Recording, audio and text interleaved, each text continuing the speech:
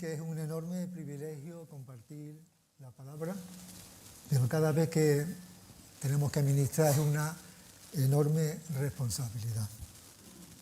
Lo digo por experiencia, no es un decir, pero ser un portavoz del Señor es una enorme responsabilidad. Entonces, en esta mañana, mi deseo y mi oración que sea el Espíritu Santo el que nos ilumine, me dé la palabra adecuada, conforme a la necesidad que tenemos cada uno del Señor. ¿A quién tengo yo en los cielos? Empezábamos la reunión. No sé si creemos en eso. ¿Creemos en Dios? ¿O Dios para nosotros es un simple amuleto para los momentos de dificultad? Quiero continuar con la serie Personajes bíblicos influyentes. Y en esta ocasión he seleccionado al profeta Elías. Y me diréis, ¿cómo es posible? Elías, una persona que vivió en el siglo IX a.C., ¿me tiene que decir algo a mí en esta mañana? Pues me he acercado a este personaje y os invito a que me acompañéis para poder descubrir alguna lección para nuestra vida. El título que le he puesto al mensaje es cómo vivir en tiempos de sequía. Quiero invitaros a que abráis vuestra Biblia en el libro Primero de Reyes, capítulo 17. Los versículos 1 al 7 es el texto que nos vamos a acercar en esta mañana para descubrir, porque Dios es algo que nos sorprende. Dice que entonces Elías, tisbita, que era de los moradores de Galaad, dijo a Acab. Acab era el rey que reinaba en Israel entonces. Y fijaros lo que hace este hombre, Elías, va delantemente del trono real y le dice a Acab, predice una profecía que tuvo su cumplimiento y dice, vive el Señor, Dios de Israel, delante de quien estoy, que ciertamente no habrá rocío ni lluvia en estos años, sino por la palabra de mi boca. Qué valentía, ¿verdad? ¿Os imagináis que os diesen la oportunidad de ir al Palacio Real o a la Moncloa y hablarle al presidente del gobierno y decirle esta predicción? ¿A una u otra? Entonces Elías dice que recibe la palabra del Señor. Claro, esa predicción iba a traer consecuencias y unos que podían ejecutarlo, porque al rey no le parecía admisible esa predicción. Y dice que vino palabras a Elías, la palabra del Señor, diciendo, sal de aquí y dirígete hacia el oriente y escóndete junto al arroyo Querí, que está al oriente del Jordán. Elías se convierte en un fugitivo, porque podían matarlo y el Señor le dice que se vaya al arroyo de Querí. Pero es que además a mí me desconcierta. Después de la predicción de esta sequía le dice, y beberás del arroyo, y he ordenado a los cuervos que te sustenten allí. No es una historia bíblica infantil, ¿eh? Que te mantengan durante un año en aquel arroyo y tú vas a experimentar durante ese año que unos cuervos te mantengan. ¿Vas a seguir confiando en Dios? Y fue obediente Elías, hizo conforme a la palabra del Señor, pero fue y habitó junto al arroyo Querí, que está al oriente del Jordán, y los cuervos le traían pan y carne por la mañana, pan y carne al atardecer, y bebía del arroyo. Y sucedió que después de algún tiempo el arroyo se secó, porque no había caído lluvia en la tierra. Mirad, esta imagen es una foto del año pasado del pantano de Aracena, que es uno de los que abastece a nuestra ciudad de agua. Fija cómo estaba el 25%. ¿Os imagináis totalmente seco? ¿Te imaginas durante 3 años y medio que abras tu grifo y no hay agua? No puedas poner una lavadora, no puedas fregar los platos, no puedas ducharte, no puedas comer unos tomates, un pimiento, una cebolla, ni una carne, ni un producto lácteo. 3 años y medio de sequía. ¿Qué es lo que pretende, Señor? Dice que la sequía es una anomalía transitoria que se caracteriza por la escasez temporal de agua en comparación con el suministro normal en un periodo de tiempo, una estación, un año, varios años. Aquí en esta ocasión, 3 años y medio. Trajo sus consecuencias, claro, impactos económicos en la agricultura, en la ganadería. Actualmente, si ocurriese en la gestión del agua, en la paralización de las industrias, afectaría, por supuesto, impactos medioambientales, contaminación y aumento de incendios.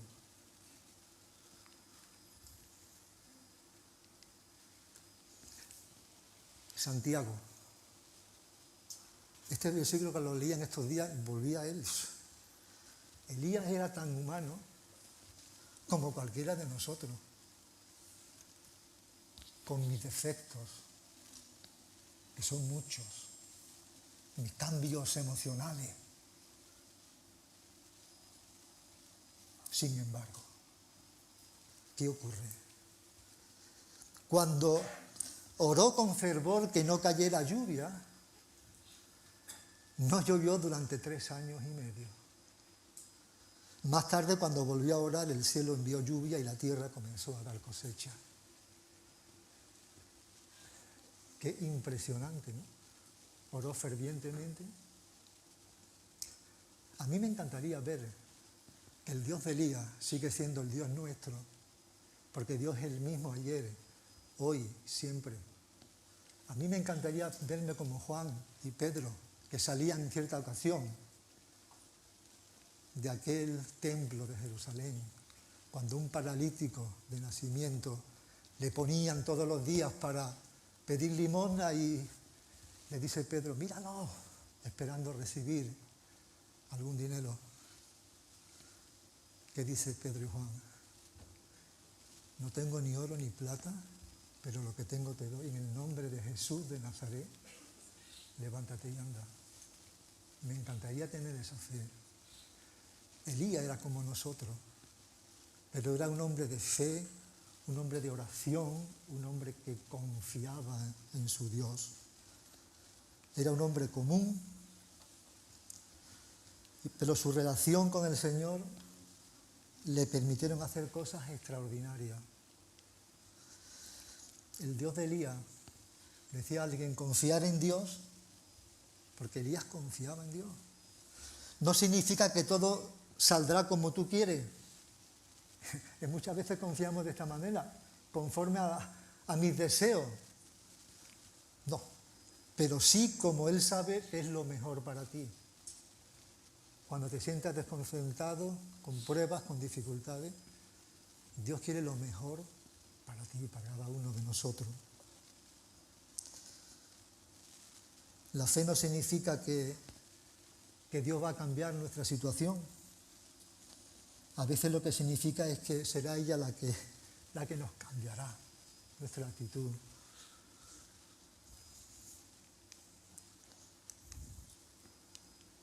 Voy a ver si... Mira, hay 4 claves o 4 secretos que percibo en Elías como un hombre de oración. 4 lecciones que quiero, como introducción, destacarla en esta mañana. Elías le dio importancia a la oración. Él confiaba en Dios y creía que Dios podía hacer lo imposible. La Biblia dice que para Dios no hay nada imposible. Elías creía en ese Dios. ¿Creemos nosotros en el Dios de lo imposible? Una segunda lección es la persistencia en la oración que tenía Elías. La Biblia dice que oremos sin cesar constantemente. lo que surja de nuestro corazón. Elías nunca se dio por vencido, incluso cuando no veía resultados inmediatos. Eso me ocurre a mí, cuando no veo resultados, tiendo a desanimarme. Pero en cambio Elías continuó orando con fervor hasta que Dios le respondió. ¿Cuál era el tercer secreto en la vida de Elías? Era su cercanía con el Señor. Porque él mantenía una relación cercana con el Señor. Eso le permitía conocer su voluntad y presentar sus peticiones conforme a los propósitos del Señor. Había una sintonía. Y la cuarta lección que observo, que veo en la vida de oración de Elías, que era, él creía en el poder de la intercesión. Elías no solo oraba por sus propias necesidades. A veces tenemos que evitar únicamente focalizar nuestras oraciones por nosotros mismos. Elías intercedía por Israel. Veía a su nación descarriada, indiferente. Había cambiado al Dios de sus padres, al Dios de Abraham, de Isaac y de Jacob, por otro Dios, el Dios de Baal, por las malas decisiones que su rey realizó. Intercedía por su nación. La Biblia nos habla, nos orienta a orar por nuestros gobernantes, aunque lo hagan mal, o haya cosas que no coinciden, pero nos dice la Biblia que oremos por aquellos, para que nos vaya bien por nuestras autoridades. Me vaya a permitir un pequeño paréntesis. Me encantó ayer a Bukele cuando dijo Dios la gloria a Dios por los cambios que se había experimentado en su país, El Salvador. Aunque tenga mucha gente en oposición. Y es más, dijo, entre otras cosas, que quería la guía de Dios para tomar las buenas decisiones para cambio en su sociedad. Yo aplaudo a un gobernante cuando habla en esa convicción y su creencia en su Dios. Hermanos, tenemos que orar también por nuestras autoridades, interceder. Próximo domingo, otro paréntesis, tenemos unas elecciones en Europa importantes para las iniciativas que van a ocurrir en muchas áreas económicas, sociales, en nuestro continente. Que el Señor nos dé también la sabiduría, ¿no?, para optar por las decisiones más correctas. Bien, pues la oración de Elías fue una poderosa demostración del poder de Dios. Y eso nos anima a confiar en Dios en cualquier momento, sabiendo que Dios tiene el control de las circunstancias. ¿Creemos eso? ¿Que Dios controla las circunstancias, cada situación? Que no somos producto del azar, sino Dios está guiando cada acontecimiento para bien. La oración de Elías nos enseña a confiar en Dios, aún en tiempos de sequía espiritual, de desiertos espirituales. No sé cómo estás tú viviendo tu vida cristiana en estos momentos. Quizás una sequía espiritual, un desierto de pruebas, dificultades, de desánimo. La vida de Elías, su vida de oración, nos invita a renovar nuestra confianza en nuestro Dios. Aquella sequía fue una dura prueba para el pueblo de Israel y también para Elías, por supuesto, ya que dependían de la lluvia, de sus cultivos, de su sustento diario. Elías predice aquella sequía, tiene que huir a aquel sitio, a aquel arroyo de Kerit. Él desarrolló una intensa labor profética en contra del culto de Baal. Ese rey Acab se casa con Jezabel, una princesa fenicia que apoyaba la adoración de Baal. Y ahí fue los desenlaces, el declive del pueblo de Israel. Es curioso que dentro de la biografía de Elías encontramos que disfrutó del mismo privilegio que Enoc al ser trasladado al cielo sin morir. Él no pasó por la muerte. Es curioso ese detalle. Aparece junto a Moisés y Jesús en la transfiguración en los evangelios. Pues bien, aquella sequía Dios quería demostrar dos lecciones al pueblo de Israel. Una es que demostrar que el Dios de Israel es el único y verdadero Dios, que es el Señor y soberano de la creación.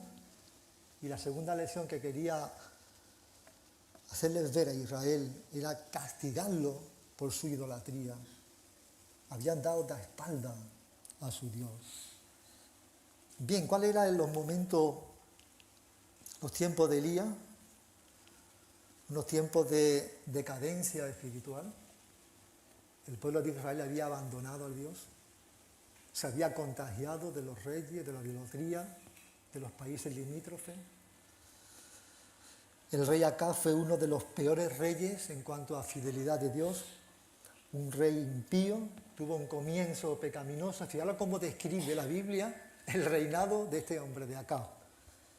Dice: Acab, hijo de Omri, hizo lo malo a los ojos del Señor más que todos los que fueron antes que él. Y además edificó un altar a Baal. ¿Qué cambió? ¿Cómo cambió la mente, los pensamientos, los sentimientos de aquella mujer, al rey de Acab? Se casó con aquella mujer extranjera, hija del rey de Sidón, cuenta la historia. Era una mujer idólatra e inmoral, pero el pueblo prefería a Baal que a Dios. Elías se sentía desanimado porque no había respuesta en su mensaje del pueblo de Israel. Le rechazaba el pueblo de Israel. No quería saber nada del Señor. Y en cierta ocasión, dice la historia, dice la Biblia, que Elías se acercó a todo el pueblo y le dijo: ¿hasta cuándo vacilaréis entre dos opiniones? Si el Señor es Dios, seguidle. Y si Baal, seguidle a él. ¿Sabéis qué respondió el pueblo? El pueblo no le respondió ni una palabra de indiferencia. Yo creo que es una pregunta que el Señor nos sigue haciendo actualmente a cada uno de nosotros. ¿Me queréis seguir a mí o no? ¿A quién tengo yo en los cielos sino a ti? Leíamos al principio. ¿Es para ti, Dios, lo más importante en tu vida, en mi vida? Buscar las cosas de arriba, decía el Señor. ¿En qué está nuestra mente ocupada? Puede ser nuestra carrera estudiantil, nuestra carrera profesional, que es importante. Pero recuerda que tu vida debe ser un misionero en el lugar en que te encuentres. No únicamente aquí ahora en la reunión, sino mañana cuando nos incorporamos a la sociedad, donde nos mezclamos con la gente, pero nunca sin perder nuestra identidad como cristianos, donde tenemos que reflejar el carácter de Jesús. Mirad, aquella boda entre Acab y Jezabel fue una boda política y, como todo matrimonio mixto, era contraria a la voluntad de Dios. Aquella mujer cambió el corazón del rey para adorar a Baal. Es más, Jezabel se propuso no solo que se adorase a Baal, sino que se dejaran de adorar a Dios. Muy fuerte, ¿eh? ¿Cómo convenció a aquella mujer al rey? Introdujo toda la cultura de su país, toda su religiosidad, para que la gente diese la espalda a Dios. Pero es que además Jezabel, si leemos la historia, determinó eliminar a todos los profetas del Señor. Y en esos momentos de la historia Dios levanta a este hombre fiel en medio de ese caos espiritual, de indiferencia, de vivir de espaldas a Dios, de desobediencia. Dios llama a Elías, se le ha llamado el profeta de la fidelidad. ¿Sabéis lo que significa el nombre Elías? Aquí creo que hay dos Elías, me parece. ¿Alguien lo sabe, no? ¿Significado? El Señor es mi Dios. ¡Wow! Y Elías vivió conforme al significado de su nombre. El Señor es mi Dios. Y fue tan valiente que fue hasta la casa real y predijo aquella sequía: vive el Rey de Israel. Ahora, Elías, ¿cuál era el secreto, la clave de experimentar esa cercanía con el Señor, de ver a tu alrededor eventos sobrenaturales, milagros? Estaba en su relación con Dios. Elías conocía personalmente a Dios, porque era un hombre de oración. Él creía en Dios como el soberano, el Dios todopoderoso. Dios cuidó de él durante el tiempo de la sequía, pero era un conocimiento no teórico o como un amuleto que podemos sacar en momentos de dificultad. Él lo conocía como el Dios todopoderoso que tiene todo el poder, como el Dios de la fidelidad que nunca me va a fallar, como el Dios de los milagros. ¿Y cuántos milagros se producen en la vida de Elías? Impresionante. Cómo lo mantiene con aquellos cuervos un año, después lo manda a Sarepta, aquella viuda con aquel hijo, y le va a subsistir con la harina y el aceite, y al final muere el hijo, y a través de la fe también de Elías resucita al hijo de aquella viuda. Un Dios de los milagros, un Dios de la restauración, un Dios que en momentos difíciles de su vida, de confusión, de desánimo, cuenta la historia bíblica que él deseaba morir. Quítame la vida. Y Dios le restaura, sal de la cueva, y lo levanta y lo restaura de nuevo al ministerio. ¿Cuántas veces pasamos por momentos de declive y cómo el Señor nos levanta una y otra vez? El Dios de la misericordia, el Dios del amor y la compasión. Ocurren más milagros, el fuego sobre el altar, el milagro de la lluvia, pero quiero que nos centremos en unos minutos en el milagro de los cuervos que le alimentaron. Yo no entiendo, Señor. ¿Me vas a mantener durante un año con estos cuervos? Yo cuando leía me no entiendo. Dios quería enseñarle varias lecciones a Elías. La primera parte es una especie de prueba de supervivencia. Sí, de supervivencia. Sequía, no había alimento ni nada. Y Dios utiliza unos cuervos. Mirad, la primera lección que aprendemos a tener una visión más grande de Dios. Dios utiliza estos pájaros, como decía un comentarista bíblico, como camareros de Dios para servirle. Por la mañana, carne y pan, por la tarde. ¿Os imagináis al cuarto día quejándose ya Elías? Hombre, ya está bien, a ver si nos pone una ensaladilla rusa o algo, ¿no? Diferente, o... broma, ¿no? 2 veces al día, cada día, durante alrededor de un año, llevando comidas para un hombre una y otra vez, pero además, cuervos no, Señor, diría Elías, por favor, que es un animal impuro. ¿Qué estás haciendo? Es que no me la autoriza la ley judía, es una comida prohibida. Los cuervos solían alimentarse, fijaros, de carroña, asadura y desperdicio. Y ahora tú, Señor, me vas a hacer que yo coma de su pico esa comida. Fuerte, ¿no? Al tercer día, al quinto día, al 20 día, ya vienen esos cuervos. Hermanos, necesitamos que Dios renueve nuestra visión de su obra, de nuestras vidas, de nuestro ministerio. No podemos vivir un cristianismo de espectador nada más, como el que va a un teatro. Necesitamos decir al Señor, Señor, ¿qué quieres que haga con mis dones, con las cualidades que tú me das? Renueva mi visión. Yo quiero ser un hombre de fe, como fue Elías. La segunda lección que Elías aprendió, que tenemos que aprender, es dominio propio, aprender a vivir solo. Fijaros, durante un año solo, sin hablar con nadie. Yo creo que le pondría hasta nombre a los cuervos para hablar con ellos, dialogaba. ¿Qué tal? ¿Cómo está? Yo creo, hermano, que en ese año de aprendizaje él se tuvo que matricular posiblemente en un curso de oración. Un año entero, escuchando la voz de Dios y orando con intensidad. La tercera lección que aprendemos de Elías es un estilo de vida sencillo. Aprender a contentarnos con lo suficiente. Elías se quejaría al quinto día. Otra vez, vienen esta gente, el cuervo con el... Es cierto que era una dieta muy austera, pero nunca pasaba hambre. Dios cuidó de Elías todo el tiempo.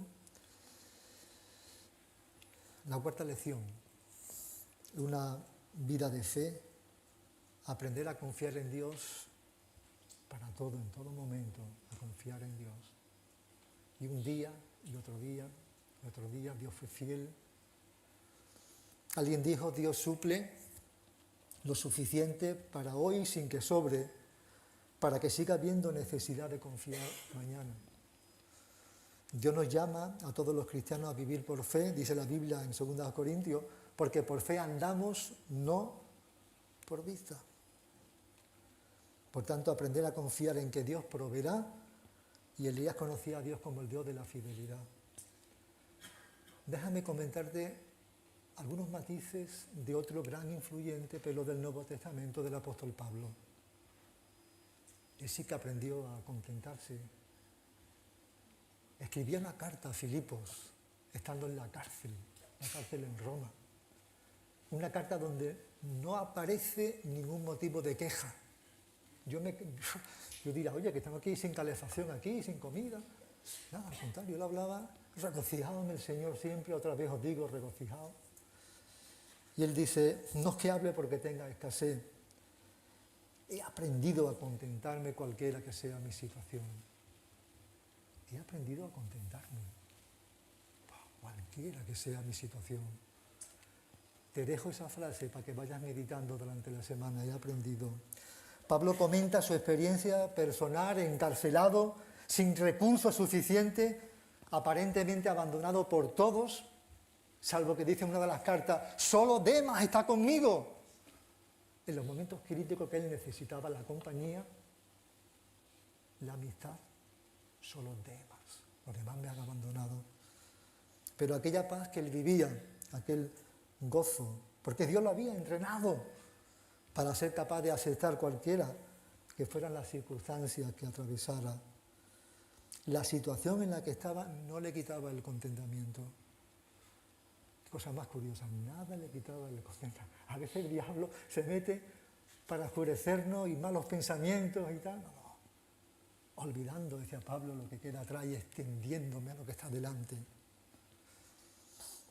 Pablo aprendió en aquella escuela del contentamiento, he aprendido a contentarme, dicen los conocidos en los originales, sé vivir, sé estar, he aprendido el secreto.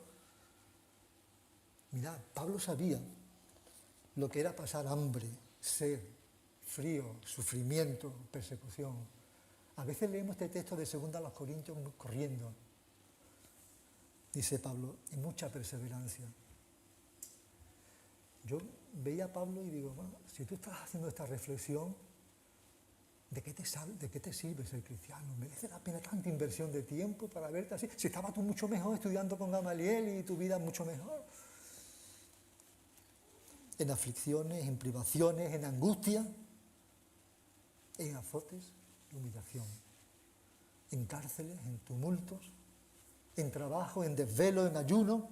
En otros sitios dice con frecuencia en viaje, en peligro de río, peligro de salteadores, peligro de mis compatriotas, peligro de los gentiles, peligros en la ciudad, peligros en el desierto, peligros en el mar, peligros entre falsos hermanos, en trabajo, fatiga, en muchas noches de desvelo, en hambre y sed, a menudo sin comida, en frío, en desnudez. Pablo había aprendido a vivir con gozo. Él dijo que todo lo puedo.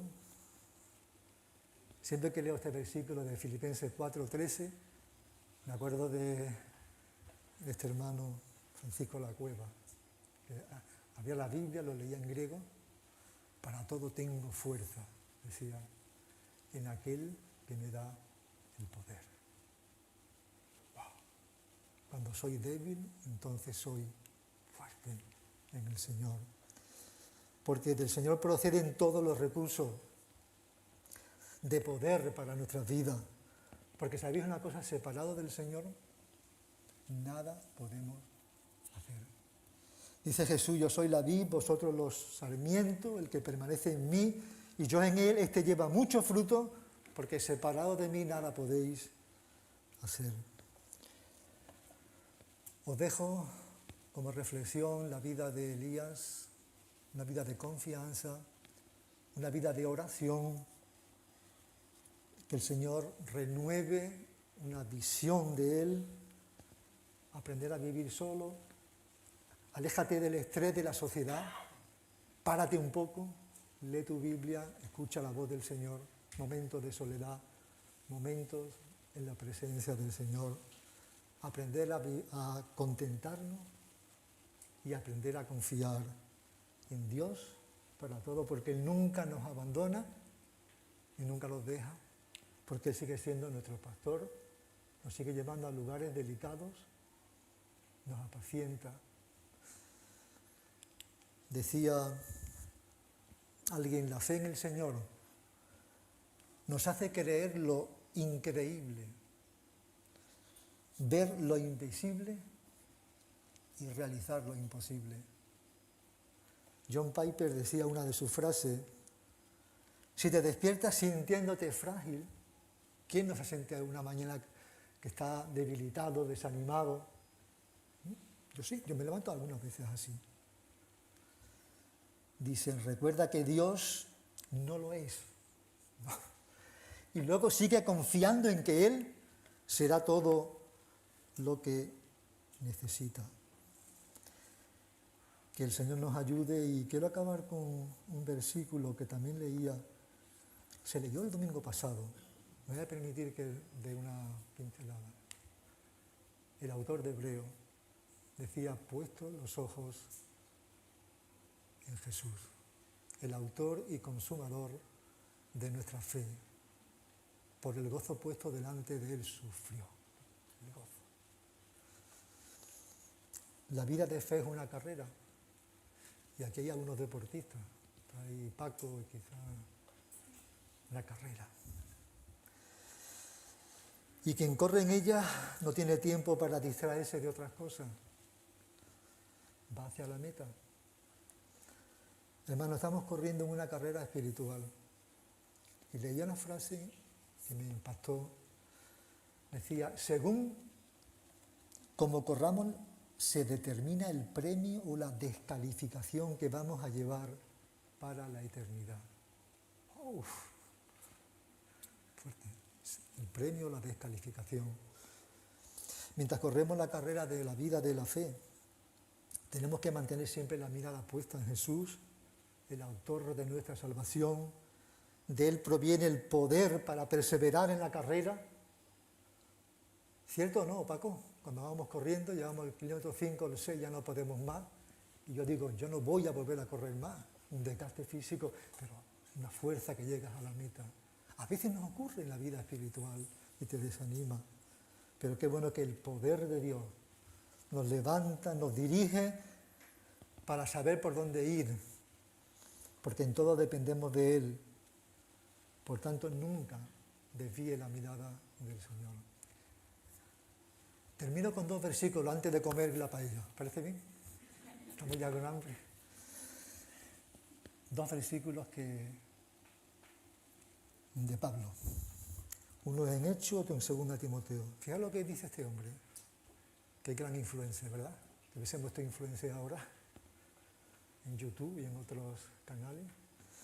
De ninguna cosa hago esto, ni estimo preciosa mi vida para mí mismo, con tal que acabe mi carrera, pero quiero que subraya la siguiente palabra, con gozo. No quejándonos. Ojalá que el final de tu carrera, nuestra carrera, sea siempre con ese gozo en el Señor. Una de las últimas palabras del apóstol Pablo decía, he peleado la buena batalla, he acabado la carrera, he guardado la fe. Pues que el Señor nos bendiga, nos ayude en nuestras debilidades, en nuestros momentos difíciles, que Él pueda renovar nuestra visión de Dios, Señor, ¿qué quieres que haga? Y quizás tú, amigo que nos visita, puedas decir como aquel carcelero en Filipo, ¿qué debo hacer para ser salvo? Dice Pablo, cree en el Señor Jesucristo y serás salvo. Que el Señor reciba toda la gloria y todo el honor y nosotros seamos edificados siempre. Vamos a terminar en oración. Señor, te damos las gracias por ser nuestro Dios. Queremos confiar siempre en ti, a pesar de dificultades o pruebas que puedan rondar a nuestro alrededor. Que nunca apartemos nuestra mirada de ti. Que nos acompañe, nos dé la fuerza necesaria en esta carrera, Señor, hasta llegar a la meta, siempre confiando en ti. Haznos ser siempre ejemplo a los demás, reproduce el carácter de Jesús en nuestras vidas y que tu Espíritu Santo nos inunde de agua, de frescura del cielo para vivir vidas con gozo que impacten en las personas que estén a nuestro alrededor. En el nombre de Jesús. Amén.